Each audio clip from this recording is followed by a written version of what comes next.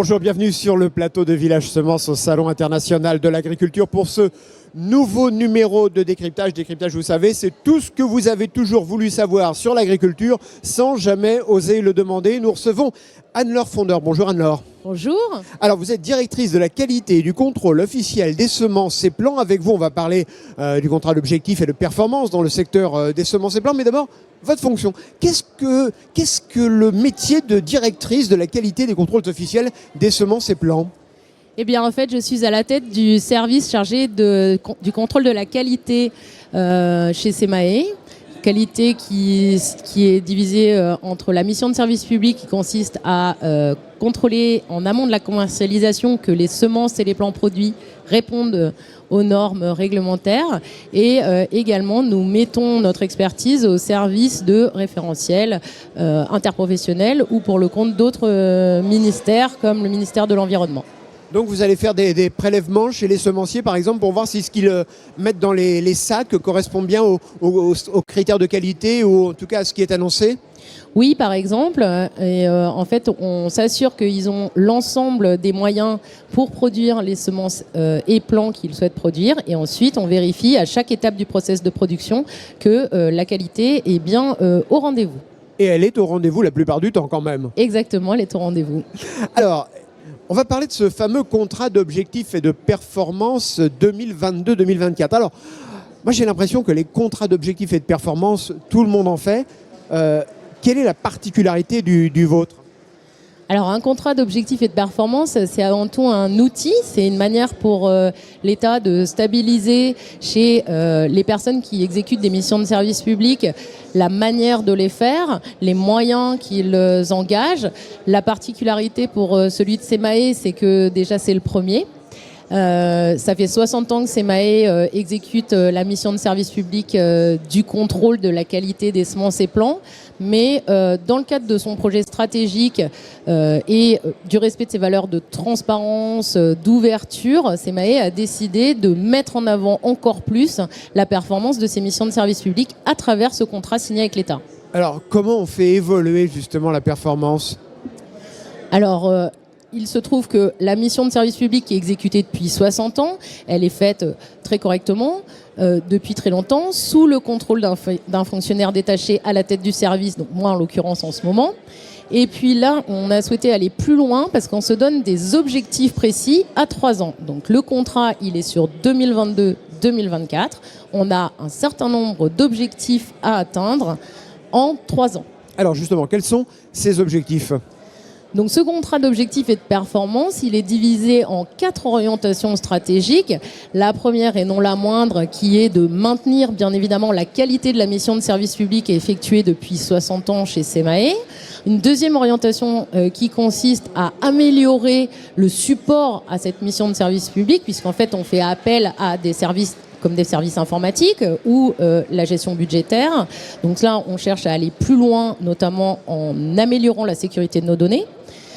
Ensuite, il y a une troisième orientation stratégique qui consiste à être plus transparent, publier l'ensemble de nos règles de contrôle, aller plus loin aussi dans l'adaptation de notre système de contrôle à toutes les semences pour toutes les agricultures. Ça passe notamment cette année par la mise en place d'un système adapté au matériel hétérogène biologique, par exemple. Et enfin, le dernier axe de travail, c'est sur l'amélioration de la qualité de service. Donc ça passe à la fois par de l'outil, renforcer par exemple la dématérialisation d'un certain nombre de services aux opérateurs. Par exemple, qu'on puisse nous déclarer via des portails les zones de production, les cultures produites, la quantité produite. C'est quand même plus simple que de remplir des feuillets papier aujourd'hui dans le monde dans lequel on vit. Et puis, il y a un autre axe sur l'amélioration de la qualité de service qui consiste à renforcer notre capacité à donner des réponses dans des délais qu'on détermine et qui seront transparents vis-à-vis des opérateurs. Alors, tout à l'heure, vous me disiez, on sécurise nos données. Ça veut dire que les données que vous récoltez peuvent être des données sensibles ? Évidemment, comme toute mission de service public, on a une obligation d'indépendance et d'impartialité dans l'exercice de ces missions. Donc, on doit évidemment s'assurer que n'importe quel type de personne n'ait pas accès aux données, par exemple, des agriculteurs, aux données personnelles de localisation des opérateurs qu'on contrôle, des choses comme ça. Donc on doit apporter au niveau de SEMAE une sécurité sur l'ensemble des données du contrôle. Alors, ce contrat d'objectifs et de performance vous emmène jusqu'en 2024. En 2024, qu'est-ce qui se passe? Vous ferez le bilan, le résultat des courses, si je puis dire? En fait, dans un outil comme le contrat d'objectifs et de performance, l'idée c'est de placer des indicateurs de suivi sur les 4 orientations stratégiques que je vous ai données. Donc il y a bien évidemment un indicateur d'activité, s'assurer qu'on fait bien l'ensemble des missions sur lesquelles on s'est engagé. Et il y a également des indicateurs, par exemple, sur le taux de données dématérialisées qu'on reçoit, qui doit être à plus de 90% quand on a décidé de dématérialiser, ou encore des indicateurs sur, comme je vous le disais, les délais de réponse. Donc ça, on les suit chaque année, comme toujours. Chaque année, on a toujours fait un bilan des exécutions de nos missions, donc on transmettra nos bilans annuels à l'État. Et enfin, effectivement, de contrat, on se donne rendez-vous pour vérifier qu'on a bien atteint nos objectifs. Vous avez quasiment répondu à la question suivante. J'allais dire, à qui vous rendez des comptes? À votre ministère de tutelle, au ministère de l'Agriculture ou à SEMAE? Alors, en l'occurrence, moi, je rends compte aux deux. C'est-à-dire qu'en tant que fonctionnaire détaché, je suis détaché auprès du conseil d'administration, donc auprès du président de SEMAE. Et donc, je rends compte à la fois au conseil d'administration sur le fait que les moyens dégagés par SEMAE, qui représentent quand même plus de la moitié des moyens de l'interprofession pour l'exécution des missions de service public, est bien utilisé dans le cadre du COP. Et évidemment, je rends compte à l'État sur le fait que les engagements de SEMAE sont tenus et que nous exécutons bien dans les objectifs la mission de service public. Alors vous savez comment sont les journalistes, ils ne se contentent jamais d'une seule réponse. Entre 2022 et 2024, vous pouvez identifier par exemple des points où vous pouvez peut-être progresser plus. Est-ce que vous pouvez faire évoluer ce contrat de plan jusqu'en 2024 ou il faut attendre 2024 pour en faire un nouveau? Alors le principe qu'on a choisi, c'est que les contrats d'objectifs et de performance, en général, ils sont signés pour 3 ou 5 ans. Nous, on a choisi un contrat sur 3 ans qui correspond à la durée des accords interprofessionnels aussi, donc qui correspond à nos engagements financiers. Le choix qu'on a fait, c'est de ne pas le toucher sur les 3 ans qui viennent. Il a des objectifs ambitieux, donc on s'est donné 3 ans pour les atteindre.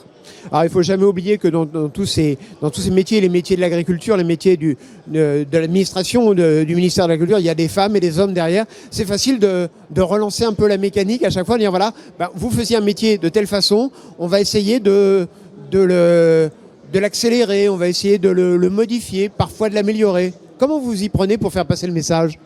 Alors en fait, le gros des moyens de la mission de service public, c'est effectivement des hommes et des femmes chez SEMAE qui sont autour de 120 personnes qui exécutent cette mission de service public. Certains d'entre eux sont très anciens dans l'interprofession. Ils ont à cœur de défendre leur cœur de métier. L'objectif de cet outil, c'est pas du tout de changer leur métier. C'est justement de mettre en avant leur métier, le rendre beaucoup plus lisible, que les opérateurs qui nous entourent comprennent mieux ce que font ces hommes et ces femmes au sein de SEMAE. Et donc l'adhésion est, je l'espère, grande. En tout cas, moi, je suis attachée à ce que les porteurs de métiers, en particulier les inspecteurs qui sont entre 80 et 90 par an, soient extrêmement valorisés dans le cadre de ce contrat et puissent expliquer et faire de la pédagogie sur leur métier le mieux possible. Ce sont à la fois des contrôleurs mais aussi des partenaires du monde des semences. Il est évident que, comme toute mission de contrôle, elle a pour objectif de sécuriser un secteur économique. Donc, il est évident qu'on est forcément en partenariat. Depuis 60 ans, depuis la création de la mission, l'interprofession a toujours eu cette mission. Elle a à cœur de l'associer avec ses missions interprofessionnelles pour que les expertises soient partagées, évidemment. Eh bien, merci beaucoup, Anne Fondeur, de toutes ces explications. On comprend mieux maintenant comment fonctionne et ce que va être ce plan, ce contrat d'objectifs et de performance 2022-2024. Eh bien, quant à moi, je vous donne rendez-vous très bientôt sur le plateau de Village Semences pour un nouveau numéro de Semences Mag. À bientôt.